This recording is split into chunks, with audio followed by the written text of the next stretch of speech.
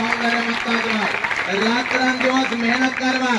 मेहनत केल्यानंतर बघ तू एमपीएससी ची परीक्षा दिलीस बघ, तू यूपीएससी ची परीक्षा दिलीस बघ, तू क्लास 1 अधिकारी झालास बघ, अंगावरती वर्दी चढवलीस बघ आणि तो तुझ्या बापासमोर गेलास बघ.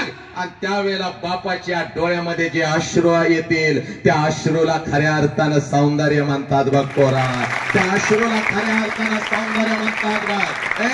मैदानावरती तू धावतोयस बघ, 20 किलोमीटर धावलेला आहेस, घामानं चिंब भिजलेला आहेस आणि मैदानावरती तुझी आई ज्या वेळेला माझं लेकरू म्हणून गालावरून हात फिरवून 4 बोट कपाळावरती कडा कडा कडा मोडेल, त्या आईच्या चेहऱ्यावर जे असतं त्याला सौंदर्य म्हणतात बघ पोरा.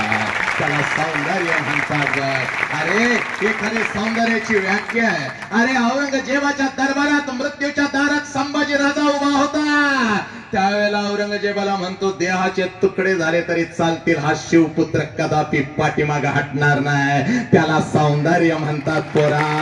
त्याला सौंदर्य म्हणतात काय.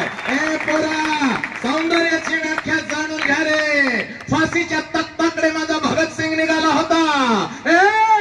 फाशीच्या तख्ताकडे माझा भगतसिंग निघाला होता. त्यावेळेला इंग्रज विचारतो शेवटची इच्छा काय आहे रे पोरा तुझी. त्यावेळेला माझा भगतसिंग इंग्रजांना सांगतो ज्या वेळेला कैद्यांना फाशी दिली जाते त्या वेळेला त्यांच्या चेहऱ्यावर काळ कापड झाकलं जातं. माझ्या चेहऱ्यावर काळ कापड झाकू नका, कारण एक क्रांतिकारक देशासाठी हसत हसत कसा मरतो हे मला इंग्रजांना दाखवून द्यायचं. फाशीच्या तख्तावर लटकत असताना माझ्या भगतसिंगाच्या चेहऱ्यावर जे हास्य होतं त्या हास्याला सौंदर्य म्हणतात पोरीनो. त्या हास्याला सौंदर्य म्हणतात. आणि याच मातीमध्ये तुम्ही जन्म घेतलाय ग माझ्या